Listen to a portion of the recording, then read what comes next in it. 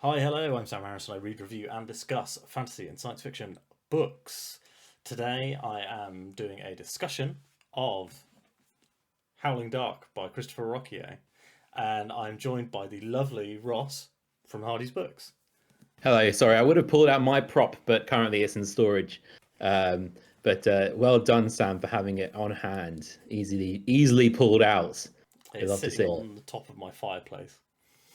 Did you have to retrieve that from? Because I know that you are working on your book display storage thing. Do you have to retrieve that from another part of the room, or Uh, how did it work? it was in a pile. All of my It books was are in a in a pile. pile. So Yeah, basically, I have uh, I have two bookshelves in a bookcase, which is my yeah. permanent book library, and books essentially graduate from the floor to the library if I really love them. Um, and Hmm. in crucially, which is why Howling Dark has not yet graduated, is because I have this one in the nice giant format, and I Oh have yeah. Empire Silence in the small UK paperback. Mm. I haven't found yet a trade paperback for any of the other books, so don't know. I honestly, they might not exist. It's worth looking up on Mm. ISFDB. That's my tip for anyone out there who wants to find out if an edition of a book exists. ISFDB.org. That's your way. I will ask you to that again at the end of this call because I will not remember. That's how look because I was really lucky. I managed to get a hardback of UK hardback of Howling Mm. Dark, and I mean I wasn't even sure if it existed really, or well actually I knew it existed, but I wasn't really sure like how many they printed. Mm. ISFDB.org told me the answer. 300. That was all they printed. That is so few for a book that is now so beloved. Yeah.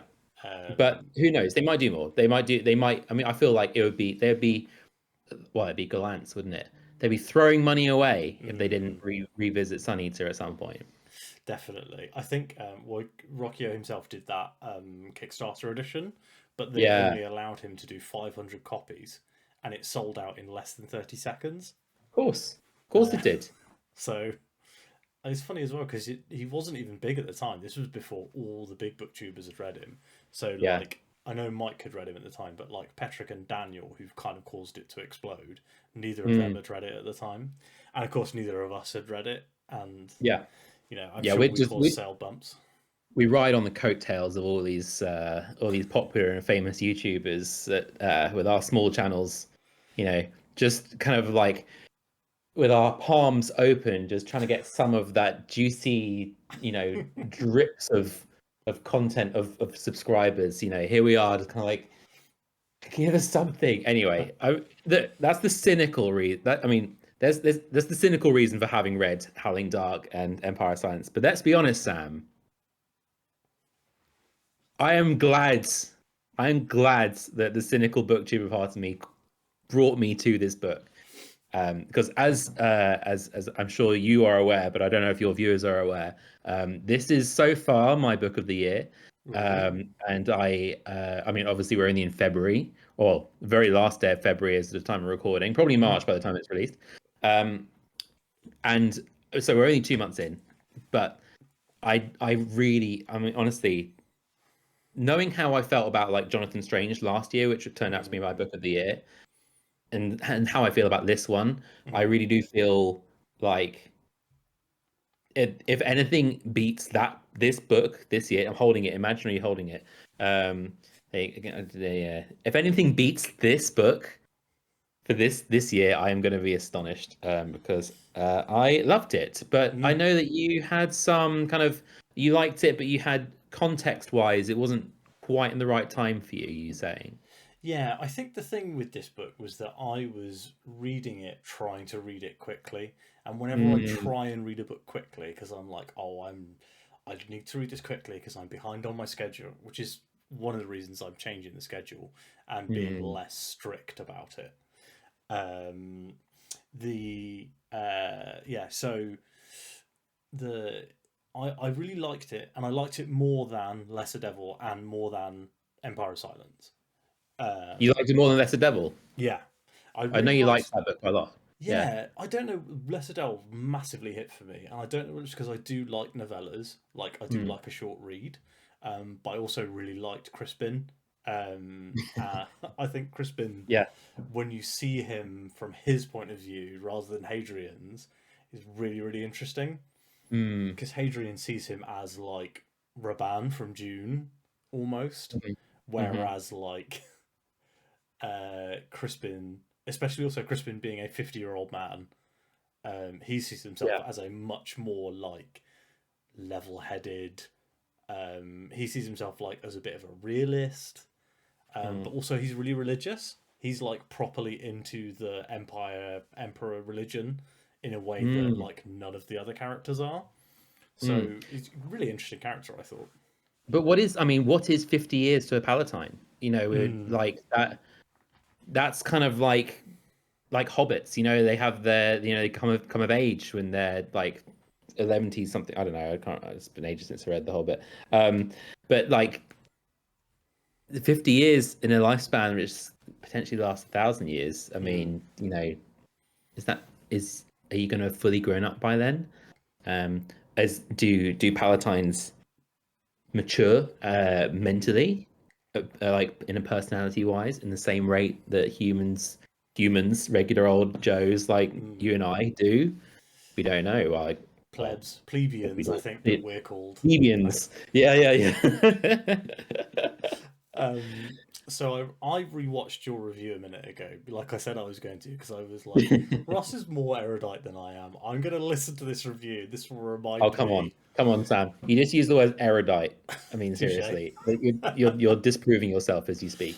But you were talking, you like talking about the themes of what it means to be human, and I Mm, feel like you're saying there, do Palatines mature in the same way, knowing they mm, have so many more years? And also, I think that a lot of the harsh realities of life that mature us, the plebeians, do not apply to the mm, Palatines. mm. Very interesting. Also, I think Hadrian's dad is 700, right? I think he mentions that he's 700 or 400. Old as balls. Hmm. Yeah. But also, I don't think that his father has left Devil's Rest ever. So Hadrian's been doing all of this zipping around the galaxy, and he's slowly aging past his dad, or I mean, vice versa. can you imagine being 700 years old? I mean, that would mean like being born pre Black Death. Like that Wild. that would be that. Yeah, these are the time spans which I mean, I find like the discussions of time and how things work on a galactic cosmological scale of being in different planets, different, like having to travel faster than light over a long distance and how long that takes, and the way those things interact with each other in these books is just really, I mean, for me it's really interesting. It Mm, reminds me of I think I might have even said this in the last video that we did, but the last short story from Hyperion, which is exactly that, kind of the way people aging at different times. mm, um it's such fertile ground for doing interesting things. yeah. So I mean, I'm only like a third into Demon in White, so I don't know at this point. We haven't had Crispin back, and I don't know Oh. if we're going to get him back anytime soon. Mm. Or likewise, So, Adrian's dad, whose name is just Alistair. That's it. Alistair, yeah, I Um, was gonna say yeah. Alexander, but no, Alistair. Oh, you'll meet another Alexander. I found it so funny when it was like when it turned out that Hadrian's middle name was Alexander. It's like such an eye roll moment. Um, but there's even more Alexanders that you can look forward to. Mm, Um, but yeah, so far I think, well, having got to the point where I'm at, it's a ground which has been sort of explored, but could be explored more, and I'm excited to mm. see if more of that happens. So Maybe did I'd say like Christopher Ruocchio is probably doing more of that in the short stories than I think he would be doing in the mainline books. Maybe that's my interpretation. But yeah, go ahead. What are you going to ask? I was gonna say, did you read Lesser Devil in the end? No, I haven't got back to it yet. My plan is to read the main books Mm, in order and then go back and fill. the short stories, just because I also have limited time for I don't read as much as you. I try to, but I have limited time for reading, and I feel like those books are more heavy hitters for me. So at this point, that's where I'm at. Yeah, I thought there's a new character that is introduced in Lesser Devil that I think you will find very interesting. Okay, So yeah. I don't want to spoil their relationship to Crispin and the other characters, but they explore a couple of Mm. really interesting things. I did watch Um, your review. I watched your review of it. I'm mm, sure. I I I can't remember much I don't know whether I enough actually that went was into spoiled. it. I don't know Okay. whether I spoiled the reveal because I thought it was quite a good. It's like literally page one, but I was like, Okay. this is actually quite. I was like, oh, this is interesting. I was not expecting that. Okay. Okay. Well, Um, I should check it out for sure. Maybe I should take a pause after Howling Dark, not after Howling Dark, after Demon in White, and then see what I'm feeling. But I the don't know if audiobook's I'm going only to be like able to. 4 hours, so Well, it's okay. it's quite a short one. That's a bonus for getting up to the 52 for the year for me. So maybe I should Mm, maybe I should do yeah. it.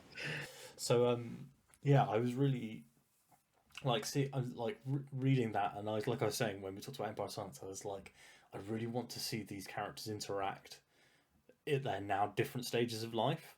Mm, So I mean, we haven't actually said that earlier, but this is a full spoiler discussion. It'll be the yeah. title of the title of the video and all this sort of jazz. Yeah. But so, um, how about the missing years? So I think the time jump Yeah. was a good idea in many ways, but Mm. when they kept referencing stuff, I was like, oh, I kind of wish I'd seen that. Does that make Mm. sense? And I'm sorry, you're going to get more of that in Demon in White as well, because there's another gap and lots of things happen in that time too. Um, I didn't miss it. It was a bit jarring at first, but to be honest, I think it was absolutely the right decision.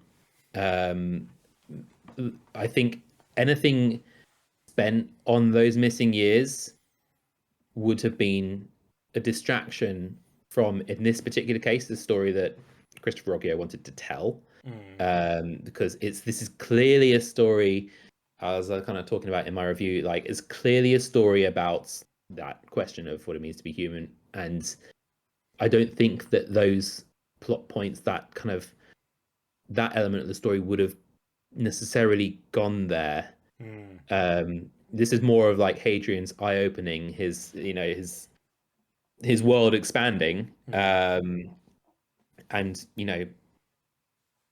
run-ins with militia groups or with pirates or whatever. I can't remember what happened. It's like Some of them missing stuff, but yeah. I think it's like an uprising or something like that. Yeah.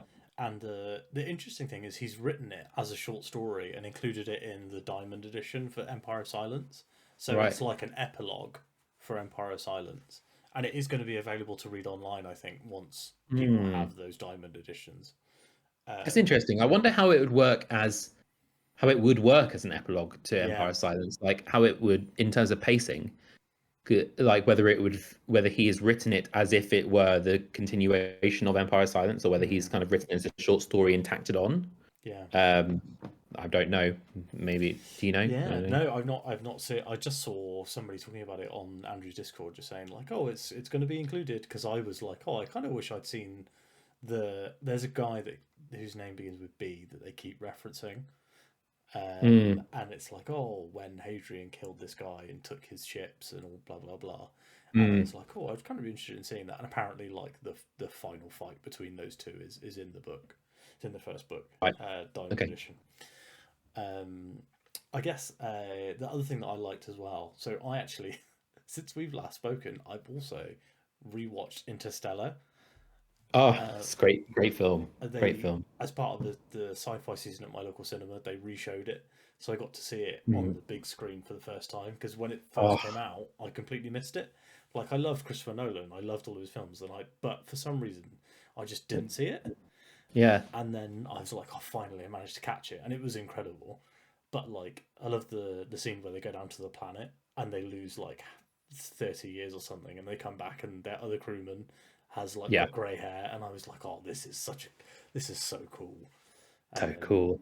And I was thinking about that exact thing just yesterday. I think like that exact motif, part of that of Interstellar.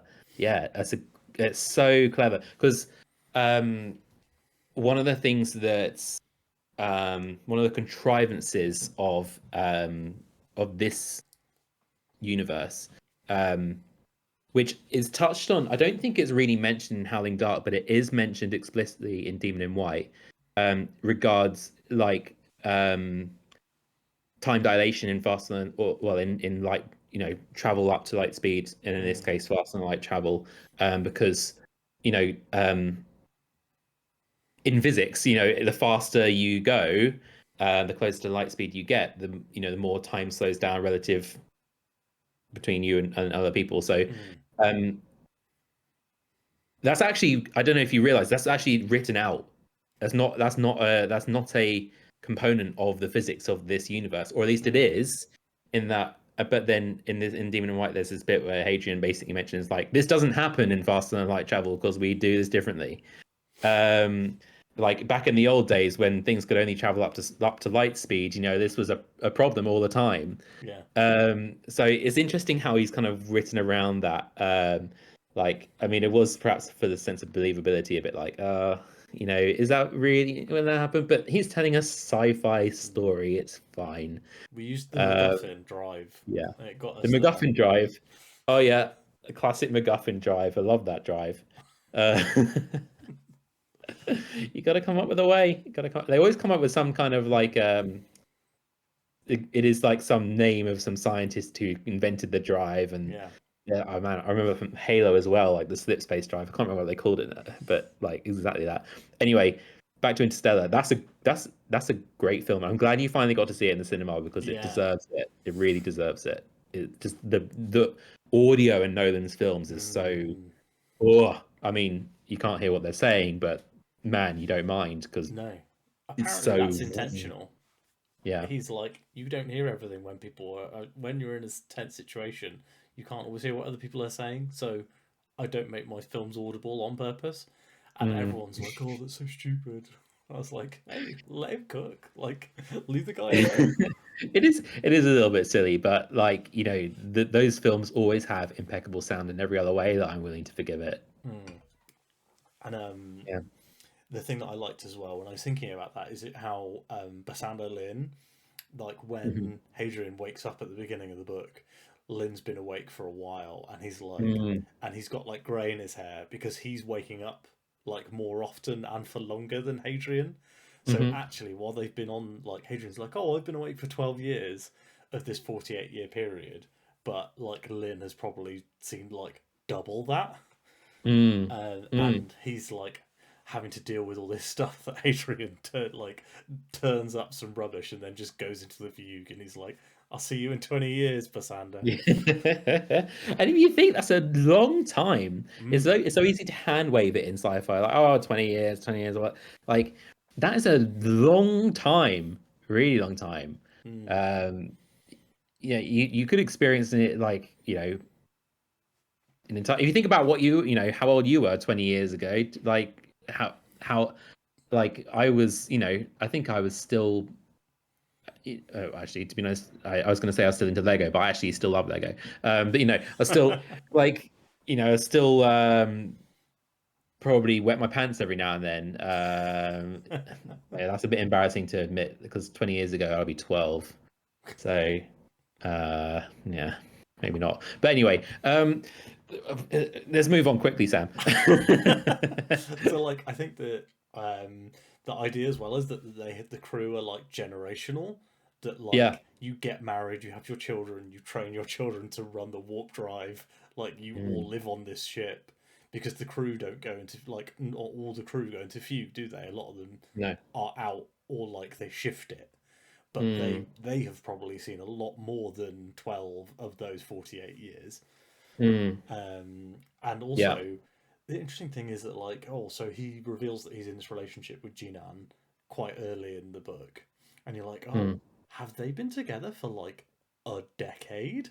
Like, that's a very significant relationship. possible. Yeah. Yeah. Um, which then, like, obviously goes south and goes sour quite quickly.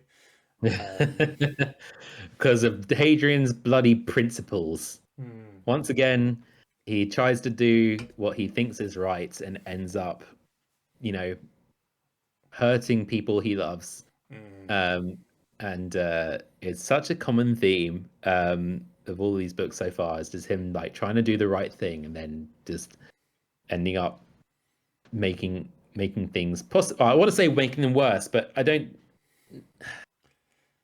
I think yeah, he's He fine. often makes the dumbest choice possible for the smartest reason. Yes, that's thank you, Sam. That's what I wanted to say that you said far more eloquently.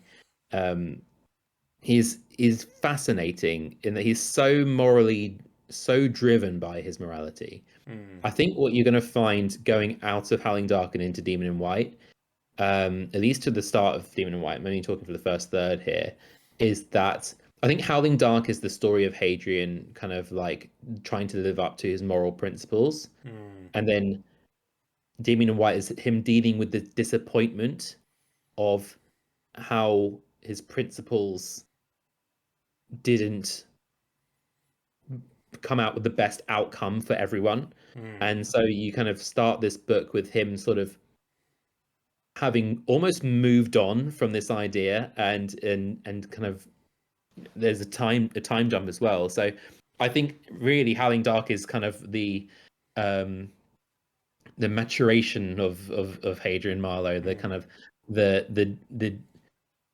him having his innocence destroyed, Mm. in a way. It's Um, like kind of encountering reality yeah, as an adult for the first time, like post the Borisovo sewers or whatever. yeah, Um, but then a lot of the thing with the early life of Hadrian is that he knows that nothing is really touching him.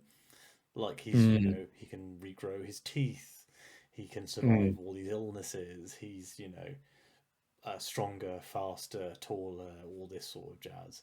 And then he kind of enters the world of people who are more like him, and mm, things get a bit more real. And then, of course, the mm, CL Sin. I think the CL Sin world building that Rockio's done in this book is fantastic, and yeah, I love the like.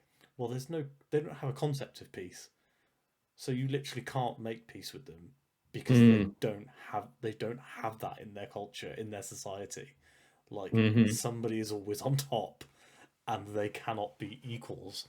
You have to basically be like, we'll be your slaves, or yeah. they're the slaves, and they don't want to be the slaves. There's a fascinating comparison here. Um, that you haven't read The Sparrow, have you? Have you read The Sparrow, No, Mary Doria Russell? no, no. Okay. I mean, one of the things that Rockio does is, he really cites his influences, or isn't afraid to be inspired by something Mm, in another book that he's read and really liked, and kind of bring it into this universe. And the seal sin remind me a lot of so in the Sparrow. I have to be careful not to spoil too much, because it is a, I mean, the Sparrow is a book. Um, but I do think that the way the seal sin operate is kind of inspired by the um one of the alien races in the Sparrow. The kind of there's an interesting dynamic of these two races in the Sparrow that are kind of have some um convergent appearances. They mm. are different. They are different races, but because one is like this apex race is like a predator race, and the other is like a more of a herbivorous, like a lower race. Race Like is a the wrong word. The prey species. culture. Yeah. Yeah, exactly. Predator and prey, and they look similar because like the predator culture, wants to make the prey culture trust them, and so they've evolved to look similar. And essentially, the seals remind me a lot of this predator culture. Mm, Like kind of the language of their society is built around, what would happen if you, how would you build a society if you were the predator and had mm, never had to fear anything because you are on top. Um, that's not the only thing that's in common with the sparrow. But I'm not going to talk about it here because I don't want to spoil it for people who haven't read The Sparrow. But it's to do with one of the elements of the Sealsin culture around um, one of the things they admire or value. Mm. And I would now just encourage people to go read The Sparrow. It's a flawed book, but it is a very impactful book. You'll never forget it. But anyway, that Howling Dark. element, the Seal Sin Society, is so interesting. The way that it's just not human at all. It's just different. Yeah. And the more, you know, the more a sci-fi author can explore something which is alien to you, like in Children of Time, Adrian Tchaikovsky and the sequels, these societies that are built in Children of Time is around the brains of spiders. So, um, everything's obviously going to look different if your society is built by spiders and how spiders interact with each other. I love it. It's great stuff, great fodder. And sci-fi is the ultimate vessel for that. I think is great.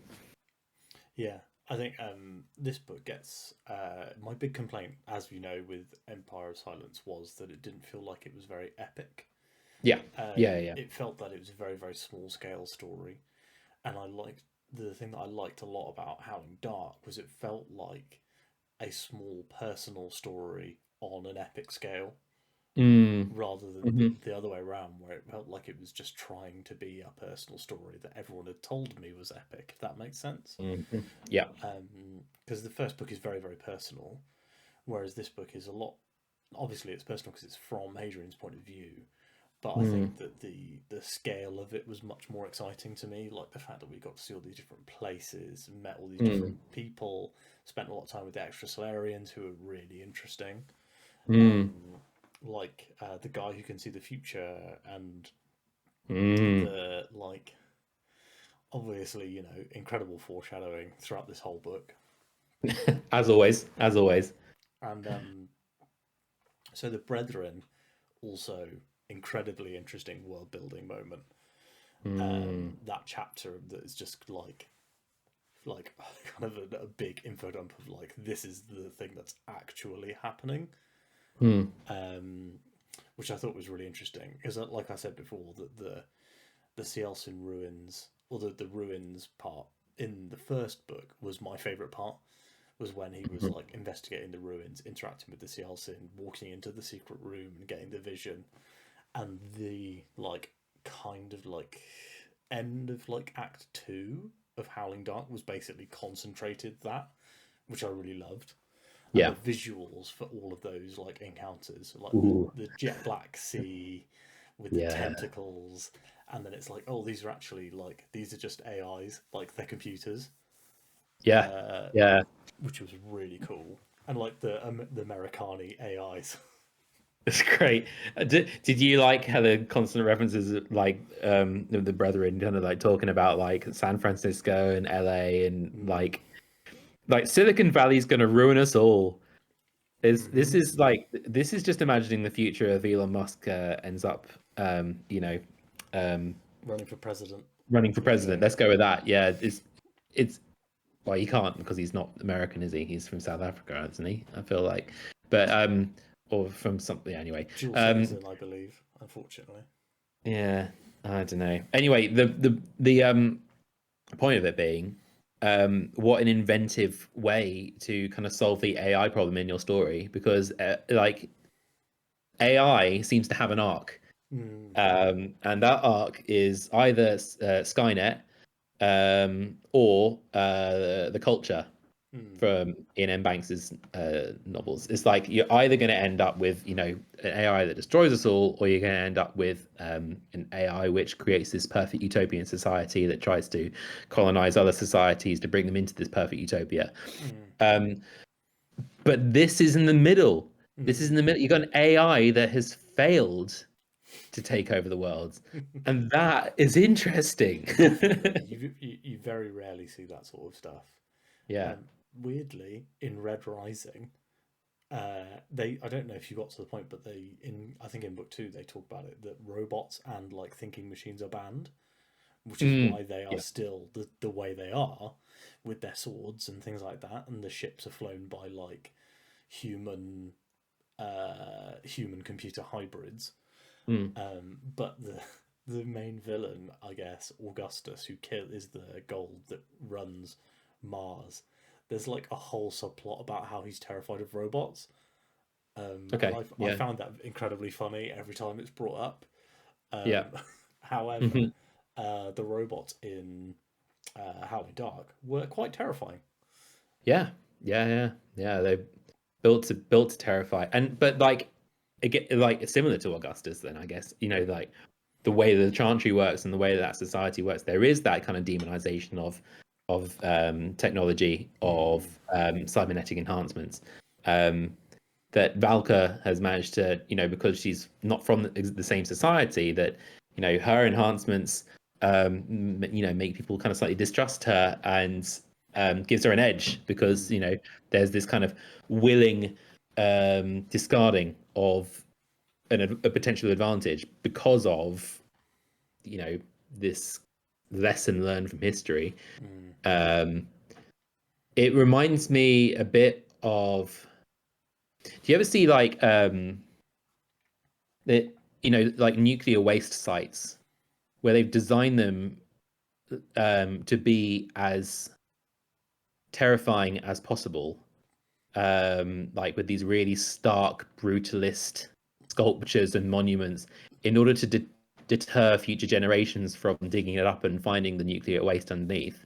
hmm, It kind of reminds me a little bit like, um, how um, would you discourage the natural curiosity of humans mm, to see how far they can go with something or to explore something like um that is one monument, that's like one kind of using kind of these semiotics, but this like having that on a grander scale is like a cultural thing of like how else would you repress the hmm, exploration of technology, yeah.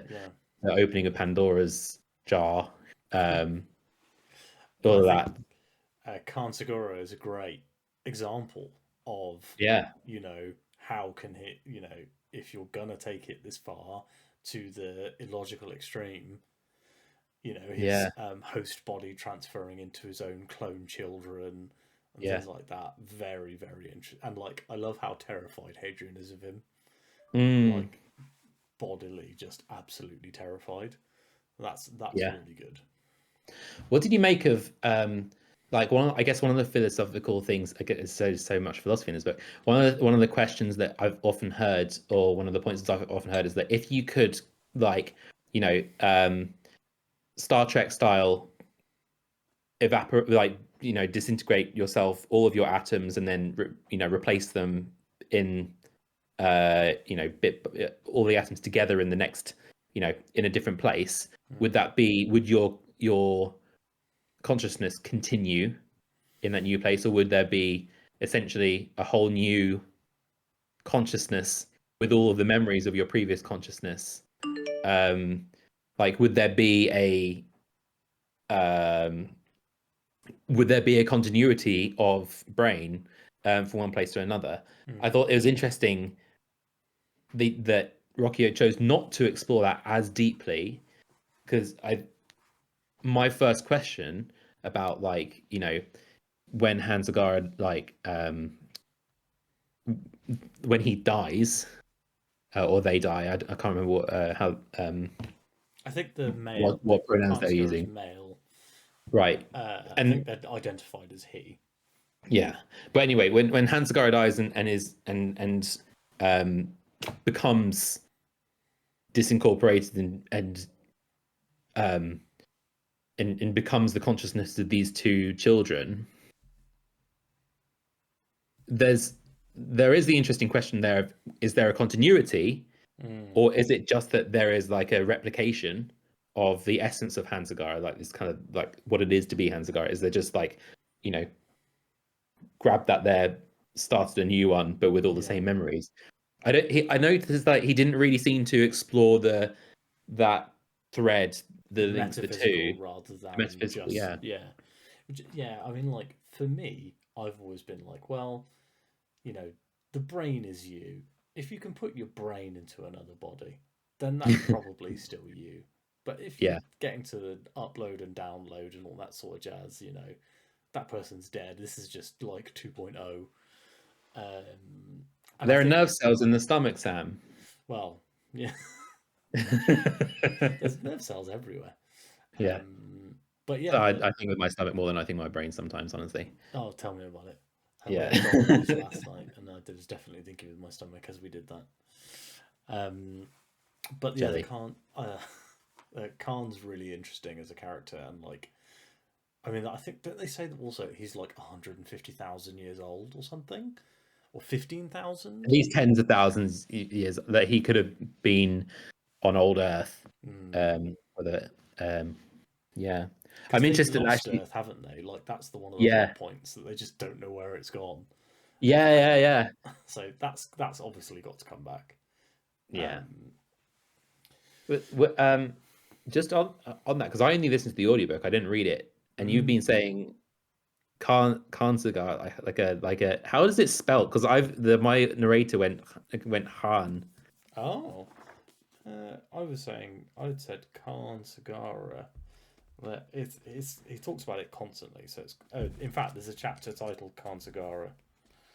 Right. Will I ever find it? No. It was interesting. The Saul Reich then Khan he did a fantastic. Kharn. Okay, so I think he kind of like turned that into a glottal kind of a Han Mm. cigar. That makes sense. He also did that with Chen. Like I can't say it, but it was impressive. I was very impressed with the narrator's Oh, ability. Gen. Is it Gen Yeah, or yeah. like He is it said but Bezume? he said Chen Yeah. like a anyway. I was impressed. Saul Reichlin, by the way, did a fantastic job. Mm. Um, you didn't listen to the audiobook at all, did you, on this one, No, or did you? mostly, yeah, pretty much all physical, I think, on this one. I did Yeah. also buy it on Kindle and Okay. read a lot of pages on my phone and stuff. Mm. Um, but yeah, yeah, I'm a big fan of him in general. I think he's great. yeah, He's not everyone's cup of tea, but I think he's a fantastic narrator. yeah. He did the first two. He did. I did listen to Lesser Devil. I didn't even touch it. Like I bought the Kindle Mm. copy, literally didn't even open it, and just listened to the Audible because it Mm. was really well done. He does a great Saul Reichlin fake did. French accent. Saul Reichlin didn't do the first one. He didn't do Empire of Silence. Oh, He but he just did Lesser did. Devil, right? That was the one I I'm don't thinking know. of. I don't think he did. I think it's isn't it Samuel Rukin or something who Oh did it? yeah, Samuel Ruocchio is who I'm thinking of. So Saul Reichlin. Yes, similar name, isn't it? yeah, No, Saul Reichlin did for the UK audience did Howling Dark and Demon in White. And the only thing that drew my attention to it that made me realize it was because um, he did the Gormenghast books, mm. um, and which are just truly made by his narration. Like um, it was a rogue choice. I don't know if someone had said to me, choose a narrator for this sci-fi epic. I don't know if I would have gone straight to Saul Reichlin, but I think Mm. he's knocked it out of the park. So it's a shame. Well, for me, it's a shame that he only got to do the two. But I'm sure that I've heard great things about whoever narrated 4 and 5. So it So looks like so I'm just on Audible, and so John Lee John Lee, narrated that's book it. one, yeah, Yeah, that's it. but then Samuel Rukin did the Lesser Devil, That's and right. he's done Ashes of Man, and oh, Ashes of Man is on Audible twice. Uh, Why not? both by Samuel Rukin. Dregs of the Empire, Samuel Rukin. Queen of Mid Ashes, Samuel Rukin. So I like Samuel Rukin, so I'm glad I'm a fan. He was really good at Lesser Devil. The cover for Lesser Devil is absolutely terrible. The recorded books It's cover is it's so in, it's yeah. so funny. For I don't know how many Americans you have in your audience, Sam, but this conversation is entirely moot for them because they just get Samuel Rukin for all of them, I believe, or Ah, something like well, that. he's great. Big fan. Yeah. Um, I approve. I've been listening to. I mean, I've talked about this before, but the Rosamund Pike narration for the Wheel of Time and how much Yeah. better it is. I really like it. Isn't Michael Kramer the other one? Yes, And it's Michael yeah. Kramer and his wife Kate Redding. They Oh, do. really? Oh, I didn't realize his husband and wife duo. Yeah, yeah. I They do. yeah. They did the original, and they do all of Sanderson's other stuff. Okay. I Um, know I didn't realize they're husband and wife because I did do the audiobook of Words of Radiance. And that worked on that one. I thought the two of them were good, although I didn't love that book, which is probably puts me in an audience a group of one of people who didn't love Words of Radiance. But it is anyway, the highest rated book on Goodreads. yeah, it was Number fine. one. But Sorry. yeah, we're not here to talk about Yeah, Brandon Sanderson. Um, but the I am going to be doing that same audiobook of Dragon Reborn when we talk about it in March. As I'm going to be joining you with that. yeah, I've already bought it. I'm excited to get Exciting. into it. Rosamund Yeah. Pike, she's just great. This is the last one Yeah. she's done though, so Mm, I'm going to be real sad when I have to move on. I hope they yeah. pay her to do some more. Um, Yeah. let's talk characters actually while we're here. Yeah. So, I feel like Switch got a bit of a bad rap in this book. He did. Yeah. It was a bit unfortunate. I like he's really. I mean, he's almost like second main character in Empire of Mm, Silence, or very important character. mm. And yeah, he's kind of you. You don't really get like it. The perhaps the reasons like or like the motivation for him, doing what he did and kind of betraying Hadrian, and then Hadrian's kind of his sending him away. Mm. Almost, perhaps if there is a weak point in the book, then maybe that is like the perhaps the most contrived element of like I don't know. These guys have spent a long time together, Yeah. and you think they could work it out, um, or at least that Surely because he must come ultimately, back. That's the thing, isn't yeah, it? I don't he's know. doing he's done this a lot, bloody Rockio, isn't he? He sends a character away just to, like, have him in the back pocket. He's done it with Mm. Gibson too. I'm expecting Gibson to come back eventually. He's He's like, he's references him too much for him not to come back. yeah, Like you or can't maybe foreshadow it too much. maybe he's used Gibson as essentially as like the Obi-Wan Force ghost. Mm. Uh, but Switch doesn't get a Force ghost. Um, you know, he's yeah. It was a slight. I don't want to say a waste of his Yeah, character, I but know exactly what you mean. Like, perhaps just not quite the direction I wanted him to take it, or he could have done more with him in this book. I there's don't not know. much build up Yeah, to the big betrayal. It yeah. just kind of happens. And then I noticed that like the conversation between Hadrian and Switch um, was perhaps another sort of weak point of the book in that like it did the whole kind of confrontation they have Mm. first of all seems to go on for too long, and rehashes a lot of the same points. But I think if there's any point of the book where I'd say could have done with a revision, perhaps that would be it. But Mm. I might just be being harsh because I mean I love this book. Yeah. So it needed to apparently it needed to happen. And so I'm interested to um, see because he doesn't say normally when it's the last time he sees a character, he says, "And that was the last time I saw X Y Z." Like he mm, says at the end of book one, he's like, "And that's the last time I saw Elias Mataro," and you're like, "Oh, yeah, okay, that's interesting." Almost wish I didn't know that for future books. However, yeah, but I do like the. I don't think he says that, which means that there's obviously the opportunity for him to come back. But I think it's also interesting that, like, obviously we know that you can't make peace with this Yeltsin. Hadrian doesn't know that at the time of Howling Dark, but future Hadrian does. And so I wonder if there's there's the unreliable narrator from Hadrian of him, like, kind of not focusing on Switch because he's like, well, it had to happen to put me on this correct path. Maybe. I think that the unreliable narrator trope or device slightly perhaps over-egged in this. I think that my impression is that this is not what Rocky is doing, or that is not the thing that interests him necessarily.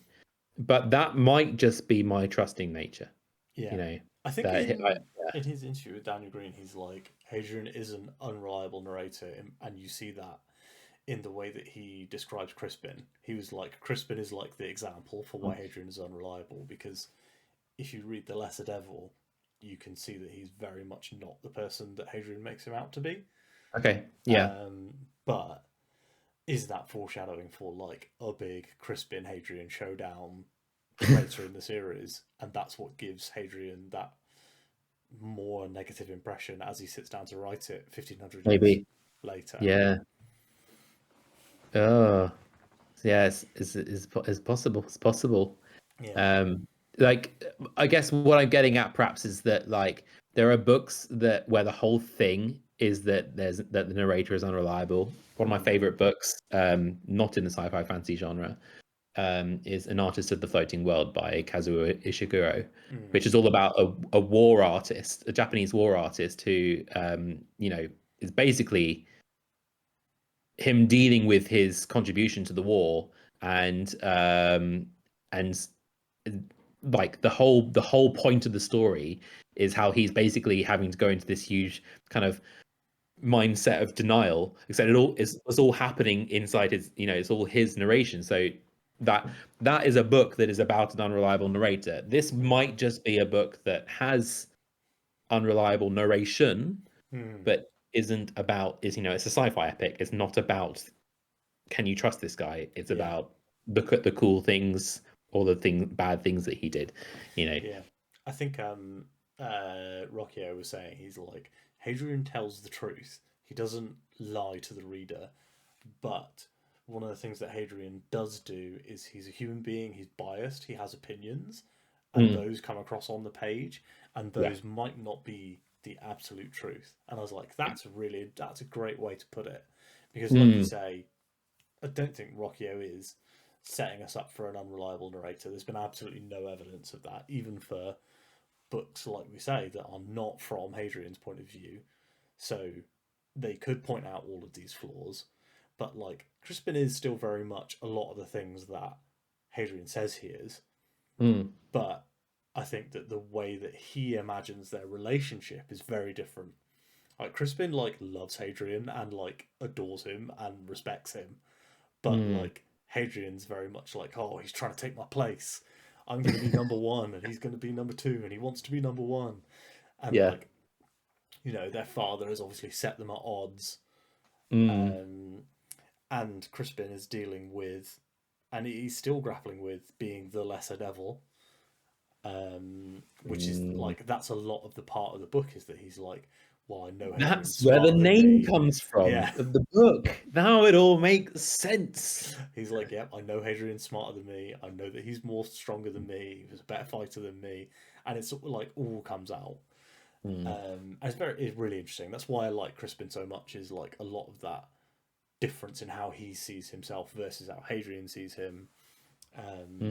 But then I think you also have a lot of really interesting stuff with Hadrian in this book, where, like, he kind of sees himself as, like, the conquering hero almost, or, like, he sees himself as Simeon the Red and is embarrassed to tell people that. But then, like, all these other characters are like, who the fuck do you think you are? Like, you're ruining everything. Like, we had all these opportunities to kill off these Cielcin, or we had, like, this or that, and you're bringing along this woman who's, like, literally walking blasphemy, and Yeah. it really, really interesting.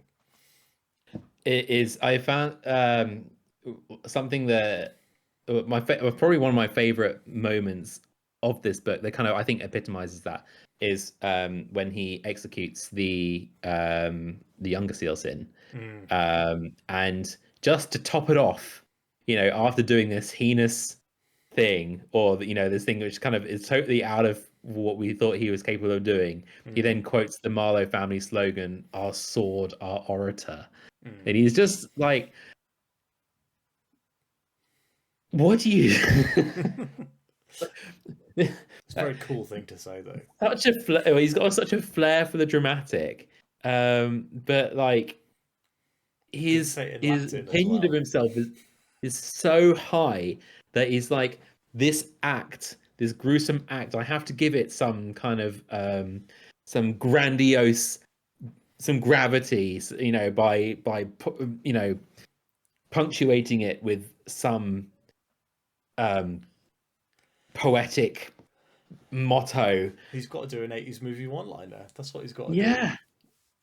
Oh man, it's so him. Is he Mm. can't help himself. He can't That's like my stop himself favorite thing from. about Hadrian is Yeah. how melodramatic he is. Like, He is. so funny every single time. And whenever he's being melodramatic, he's like, and everyone tells me I'm a melodramatic ass. That it makes him interesting though. The Mm. fact that he's kind of he's self-aware and yet he still does it. What's going on in his brain. I love it. I think it's fascinating. Um, I'm very lucky that line stuck in my head, particularly because the copy that I have, this hardback is signed and personalized with that quote. And when I Mm. got it, I thought, I was like, oh, that's interesting. I wonder what that line is. And then it got to that scene. I was like, oh, fuck. I don't know. It's like, that's what that is. That's what that scene. Anyway, it's stuck in my brain as Mm. a classic Hadrian moment. Yeah. Yeah. What It's do you think? interesting how. Go ahead. No, you ask your question. I think you probably got more interesting question. Oh, I was just going to say, what do you think about Valka in this book? Um, Um, I've got a yeah, lot of time for her as a character and her yeah, like the thing that I kept kind of forgetting almost as we were going through is like, oh, she's older than Hadrian. Like yeah. she's like, so he's still, he's 35 or whatever, but Mm, Palatine years, whatever we talked about earlier. But she's like from a very different society. She's much older, she's more mature, and also she's like abhors violence because there is no violence in her culture. mm, mm, I think she's a really interesting counterpart to Hadrian.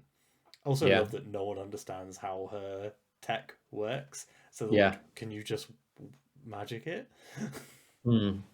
Well, That's funny. in that scene that I just spoke about, like I was kind of surprised a little bit that she didn't kick a bigger fuss about it. I Mm. thought, like, She just man, kind of lets it go, it- doesn't she? yeah, clearly, like I guess the context, things are uh, quite fraught. I Mm. think you probably might let things go slightly under that scenario. Just Every child decision is a murder. bad one. Yeah, I know, casual child murder. Yeah, whatever. Um, I think she's great in this book, and Mm.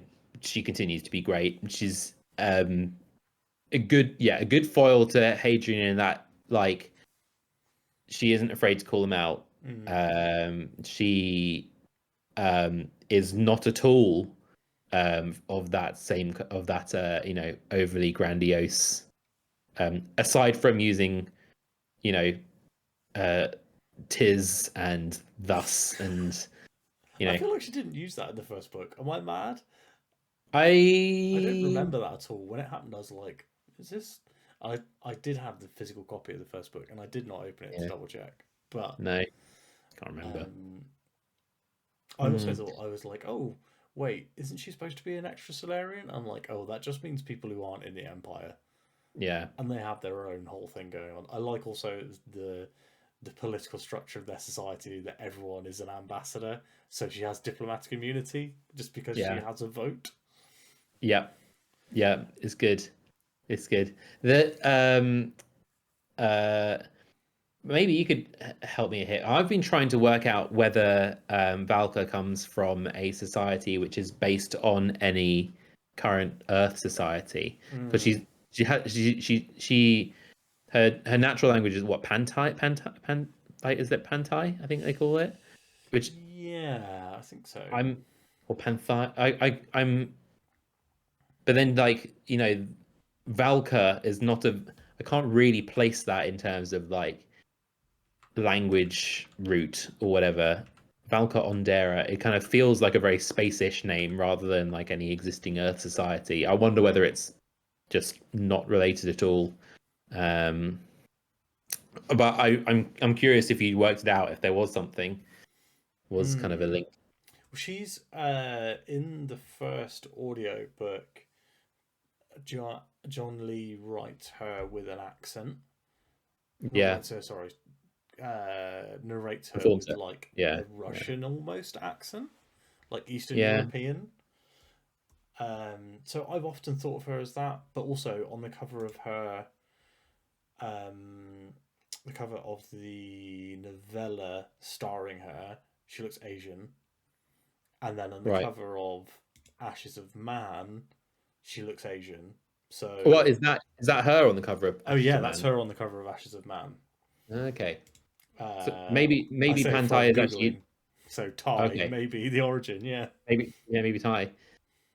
Okay. I don't know anything about the Thai language side.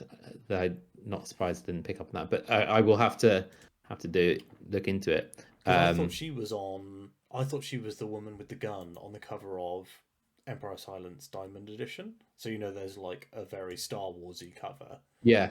and I thought that was her on the cover holding the gun because they talk about how she's wearing a red short jacket a lot in the book. But this person on this cover, they are wearing a red short jacket, but they aren't Asian, I don't think. So maybe that is. Someone get Christopher Ruocchio on the Someone get phone. Chris Rock on the phone. Get Tell him Chris to Rock on the keep his phone. my wife's name out of his mouth. He's too busy doing gambling ads these days. Mm. Sorry, get off my high horse. I don't like gambling ads. Anyway, right, sorry, we've really got distracted from the topic of this book. Valka's But great, also is what we were saying. Oh, we she looks have we Asian have on this cover actually, and okay. it is her. She looks Asian. Her dad, they've drawn who I believe is Alistair Marlowe to look like Doctor Bashir from Deep Space Nine, and I'm Okay. extremely into that. I will look it up and do some yeah, 'cause I admit I actually haven't watched any Deep Space Nine, so I'm sorry. You'd think Star Trek fan, oh sorry, sci-fi fan that would have got to it at some point, but no. Deep Space Nine is the best one. That's my high it's all the other Star Treks are like episodic. So it's Mm, like we're going to go to this place and we're going to meet these people, but because Deep Space Nine's set on a space station, it's written like a novel. So mm, like they have like arcs that cross multiple seasons, characters come right. and go. It's much more interesting, and also the Federation goes to war, which obviously like violence is like the last resort That's in Star that's Trek, not a thing in the Star Trek universe. but They don't do violence. it gets invaded. The Alpha Quadrant gets invaded, and they then go to war. And there's a lot of like uh, spy stuff going on because Mhm. the enemy have shapeshifters that can look like people. And there's Okay. like, oh, is so and so actually secretly a shapeshifter? All this sort of stuff. Really, really good. Excellent series. I got to be honest. Shapeshifters, one of my least favorite tropes in sci-fi and fantasy. Mm. Which I say, despite some of my favorite sci-fi fantasy books involving having some shapeshifters in, I often find, like, it's a bit cheap because Mm. the reveal of the person being the shapeshifter is like, oh, okay, well, I wasn't going to get that, was I? Or Mm. now anyone could be a shapeshifter, and now I don't really trust it. So it's a weird pet peeve of mine is when stories rely too much on shapeshifters. Not to, not to diminish the quality of your recommendation, Sam. It's not the best sci-fi show of all time, but it's the best Star Trek of all time. I think the Okay, best all sci-fi right, is either Battlestar Galactica or Babylon 5. right. I've Babylon heard 5 great is things about The awesome. Expanse as well. Yeah, I decided I wanted to read the books instead of Yeah. watching the show because I was like, if I watch the show after reading the books, it'll feel like a cool supplemental thing. Whereas if I do it Hmm. the other way around, I'll be like, oh, I know what's going to happen now. Yeah. Yeah. Books Uh, first. It's yeah. got to be books first. Speaking of books, I put it on the floor and now I have to reach down to pick it up. Howling Dark. It's a great book. It's a great book. It's a great book. I'm conscious we've been talking for nearly an hour on this book, Sam, and We have. and it's been very, very unstructured to this That's point. We've just been talking about the things we like, things that come to mind. But I want to check in at this point and say, how is it going with your bullet point list of the things you wanted to talk about? so. I actually didn't write one for the for this video. I was Oh, like, let's just go really? free form. Let's just have a fun Freeborn. time. Almost all of my Yeah. videos, the structure for the video is I have 15 minutes, Okay. and just to talk, just to keep Yeah. talking until I feel like I've said enough. Yeah. Um, but yeah, I think we've covered like the most interesting characters. I guess like Mm. Basander Lin, I really liked. I was like, Mm. this dude is very interesting. He's had his hand cut off at one point. He's like, Mhm. yeah, I think that there's a really interesting character in there, especially towards the beginning and the end impression, where like at the Mhm. beginning of the book, obviously he like hates Hadrian, and at the end Mm. of the book, like he's deferring to Hadrian. He's like, oh, thanks for saving, blah blah blah. Like, oh, you take charge, and he like knows that Hadrian's actually like a lot better than him at a lot of things, like not just Mm. sword fighting, but also the like inspirational speech. And then, of course, you do have the fact that Mhm. Hadrian does die and come back to life in this book. We didn't mention that at No, we, all. we We haven't started talking mentioned about that. it, I Yeah. think, and then we kind of got distracted. But yeah, that's obviously a massive deal. Yeah. I loved that. I mean, I wasn't sure how I felt about it at first. And the more I think about it, the more I think it's the perfect thing to happen to him. Mm, And especially that it's happened with a bit of weird, existentially odd, ancient space timey-wimey, mm.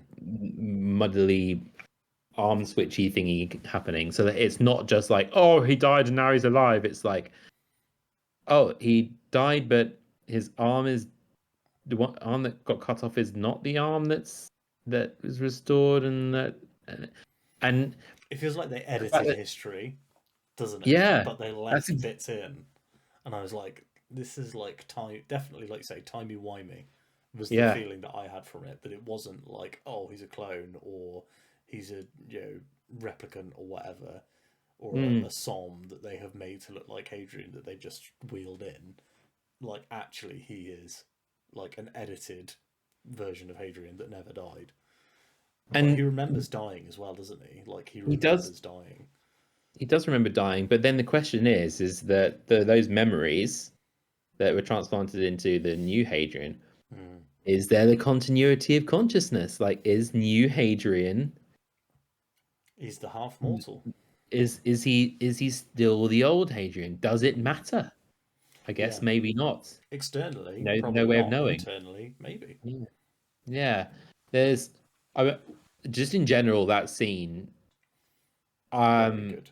one of the things that I think Rockio does really, really well is setting up a scene to make you expect it to go in a certain way, Mm. and that tropes would tell you is going to go in a certain way. In this case, you feel like, oh, he's going to come out on top against Prince Aranata or whatever. Like, he's gonna win this He's gonna fight, sword fight him. Yeah. and he's going to sword fight him, and he's going to win. But he doesn't, Mm. and that just the courage to do the thing that you don't expect is exciting. I love experiencing that in books. When you think it's going to go one way, and something else happens. Mm. And I think that Rockio is especially skilled in that. Like he almost like he's doing the misdirection of a magician. You know, he's building up this whole kind of plot that creates an impression in the reader that it's going to go in a certain way, and then he'll do something different, and that the new thing is the thing that you remember, that creates that moment of exhilaration or of wonder. I just think he's so talented at that. He's like it, you know, it's probably it is very intentional in the way he does it. Like, he is not like he's doing it by accident. You can tell that he just understands writing so well and understands the structure of a story so well that he can use this as a tool in his chest. Yeah. Like technique. I think his story structure is really impressive. I think that a lot of that is like you say, the bait and switch, the like not fulfilling expectations but giving you something else that's interesting. Which I think really worked in this book, but didn't really work for me in Empire of Silence. Yeah, that's like, fair. Because I was going like, this is what I wanted, and I didn't get it. Whereas in this book, I was like, he's giving me what I wanted, and then he's been like, but it's not going to be like how you think it's going to be, and that I really enjoyed. And yeah, like you're saying, the Brethren stuff, all the Cielcin fight scene stuff towards the end of the book was fantastic. And like when they realised that the Cielcin don't have radiation shielding, I was like, oh, this is so funny that it's just like they have all of these concepts, but they just don't have so many basic things. Yeah. Yeah. It makes them. Oh man, I just want to talk about the next book, but I can't talk about stuff. But that kind of thing comes up. You know, the Cielcin I'll tech. probably read it in April, and then we can have another conversation about this. I'm because of moving house. I haven't been reading as much in the last couple of weeks. Although actually, the last 5 days or so, I picked my reading back up again. I'm getting chunking away at Demon in White, but by now, if I hadn't have moved house, I would have finished it probably because it's a very quick read, even though it's massive. It's just that's the quality of this writing, is that you just want to keep consuming it. Like I am a slave to his art a little bit. So which one was the one they split up? Was it Ashes of Man? Got split into 2 books. I can see why. I mean, that was going to be that was going to be a doorstopper, that. And that would have been a Ryan Cahill size book. That would have been. So for the sake of the printers. Yeah, there was a paper shortage. That was why they did it as well, isn't it? Ruocchio was like, well, there was a paper shortage, so we just decided to wait a year and release the other half the year later. But that's why we're probably getting a 7th Sunio book this year or early next year. So that's exciting. I would imagine it'd probably be next year, because Disquiet Gods is coming out this April, I think, maybe. Yeah. I think he'd finished writing that ages ago. So it's whether that. But I think I was reading on his newsletter, I think, or maybe blog, sorry, it was his YouTube blog. That was it. That he was saying that the first draft, I think, is done of the 7th book, or that he's working on it. Anyway, is this the moment where Hadrian eats the sun? I don't know if Hadrian eats the sun earlier, I feel like he's got to eat the sun pretty early on. Like maybe my assumption was like he was going to eat the sun in like book 3 or 4. I was expecting him to eat the sun in book 1 initially. I mean, it's called the Sunnyer. Yeah, it's a good name for a series. Yeah. Have you read the Gene Wolfe series? What's it called? New Sun. No, I haven't read any Gene Wolfe. Because he was raving about it on his interview with Daniel Green. He was like, "Oh, I want everyone to read Book of the New Sun because it's the best sci-fi ever written." And I was like, Christopher Ruocchio says this, I'm gonna look it up. I've heard great things about Gene Wolfe, to be fair. That it is, definitely. Catching up with the classics is so hard. Like knowing which ones are worth spending your energy on. Because let's face it, a lot of the classics aren't written in the same quality that modern sci-fi fantasy books are. Yeah, like Lord of the Rings. Anyway, it's been great, and we'll chat soon. You're like, just cancel all the calls we have upcoming. Yeah, I know you don't like Lord of the Rings, but you're wrong. I haven't tried to read it for 20 years. I might like it Yeah. now. No, he might not. Let's be honest. Mm. I just have I just love it. But anyway, these books, like you, there are so many pulp sci-fi books from like the 80s with like really kind of rubbish covers or whatever, and you just don't know whether any of them are going to hit the quality of some of the books that are coming out these days. But that said, a lot of the books that are coming out these days are also not very good. Yeah. So I guess you just have to rely on the voice of influencers to tell you which books are worth your time. And Christopher Ruocchio is an influencer, I guess, as much as he is an author. And so are we, and you should listen to both of our book recommendations. Absolutely. I mean, I only read good books. If it's not a good book, I didn't finish it. Let's be honest. I did not finish my first book of my YouTube channel this week. You DNF'd, yes, of course. I remember you talking about this on the server. Empire of the Vampire, the other Empire book. These books with the Empire in the title aren't doing well for me. No. Anyway, so yeah, I'm definitely going to read on. Obviously, I really enjoyed Howling Dark. I think that for me, Ruocchio has been going steadily better each time. Lesser Devil was interesting because I liked seeing him write from a more neutral point of view, because it's not like first person from Crispin's point of view. It's third person. It's a third person book instead of the first person. Still single. It's still like very much singular on him, but it's a third person book, and I was like, oh, this is really interesting. It doesn't have the flavor that you get in Sun Eater of like foreshadowing from Hadrian, which I did miss. And I think that's the best part of Sun Eater, is how incredibly like he's like, oh well, one day I'm going to eat the sun. Getting hungry. Yeah. So I'm definitely going to carry on because he just seems to be getting better. And obviously you've already carried on. I did. I couldn't stop myself. Come on. I mean, I was like, can't just leave it there. What's the next? What happens to the next one? So yeah, I did pick it up pretty much. Well, actually, I was a good boy. I waited until my Libro FM credit came through, and then I did. Yeah, basically, as soon as that came through, I got it.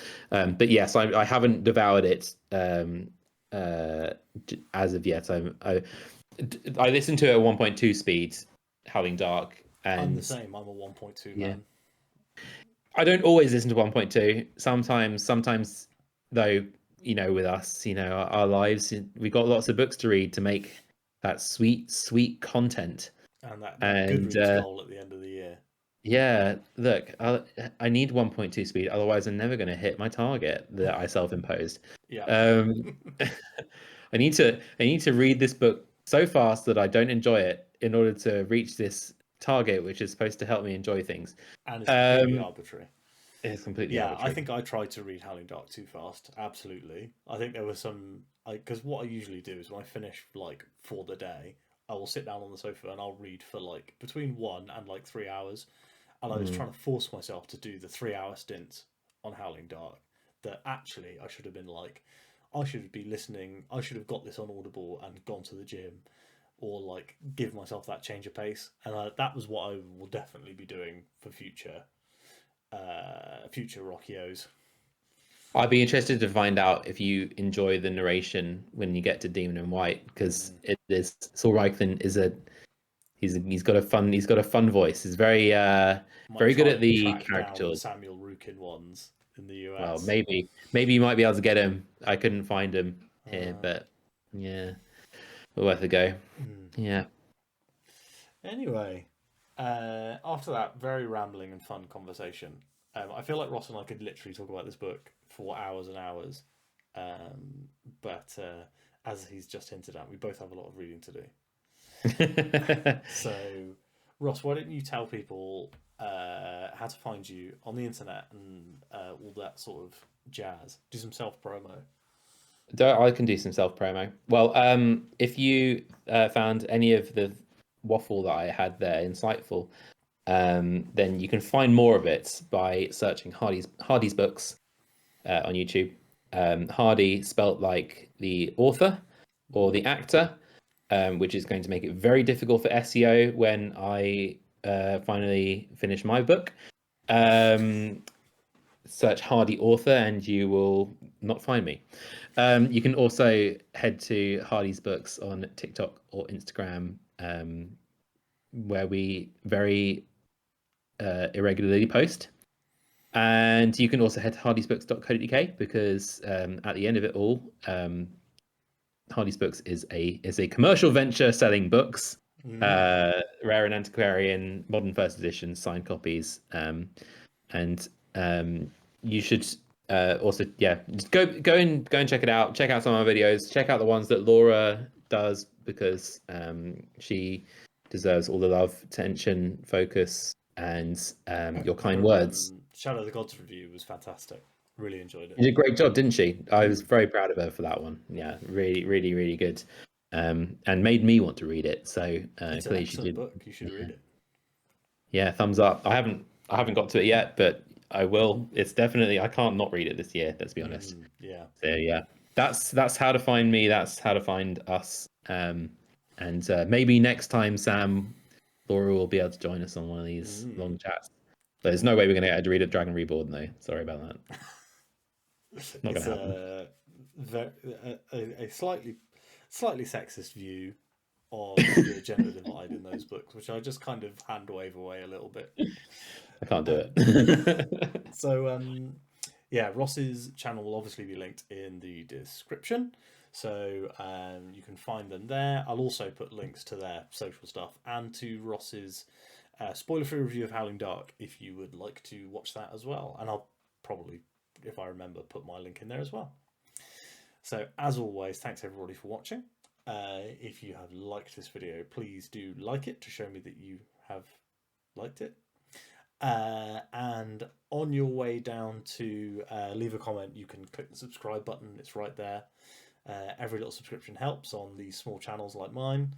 And as I say, if you've got anything that you disagreed with in this video, please leave a comment and Ross and I will tell you whether you're right or wrong. Have a lovely day and I'll speak to you tomorrow. Wait, don't go yet. I'm doing a charity drive for BCHC, the Birmingham Community Healthcare Charity.